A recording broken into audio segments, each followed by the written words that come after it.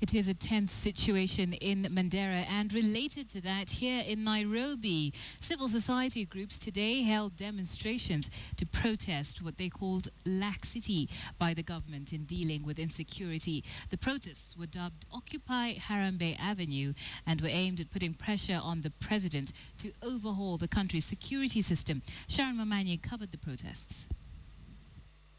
As early as 10 a.m., the protest had begun. The protesters chanting "Tumechoka," saying they are tired of the recurrent attacks and acts of terrorism in the country. And more chants calling for the removal of Interior Cabinet Secretary Joseph Olelenku and the Police Inspector General David Kimayo. If it has been hard for them to protect us, then they should give us fair arms to protect ourselves. They can't protect us. Tangia rais aingie mamlakani tumekuwa na mauaji mengi sana ambayo yengine yangekuwa tu ya kukingika, lakini tunapewa majawabu ambayo majawabu ambayo hayaidishi. The demonstration was largely symbolic. Protesters carried red crosses to symbolize the lives lost in the various attacks that have taken place in the country. They donned red t-shirts to symbolize the blood of the departed men and women.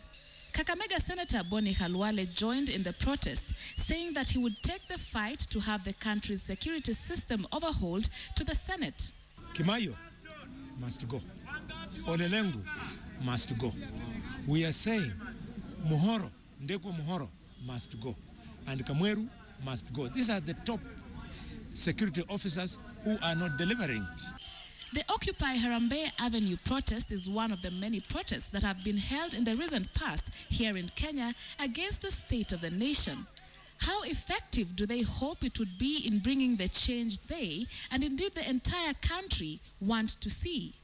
The protesters say the red crosses they have laid on the street here today symbolize the lives they call stolen lives, lives that have been lost in the recent cases of insecurity in the country, and asked whether they expect any change to come after the protests here today, and they say yes, that any change is going to come from internal agitation. So will there really be any change in the security system in the country? Agitation is a process, and the struggle is a process. It's not an event. So one protest cannot change everything, but one process step towards change. So even if we come here today and we shout and they ignore us, they hurt us. Everything that you have won in this country has come from ordinary people protesting and demanding for justice and accountability. If it doesn't change, then it reminds me of a saying in my community, where the hyena told the stone that I have told you, although you are not responding, but you have heard. That is step one. Step two, we have a lot of stones in the bag. The protest was largely peaceful during the morning, but in the afternoon, it was time for the police to move in.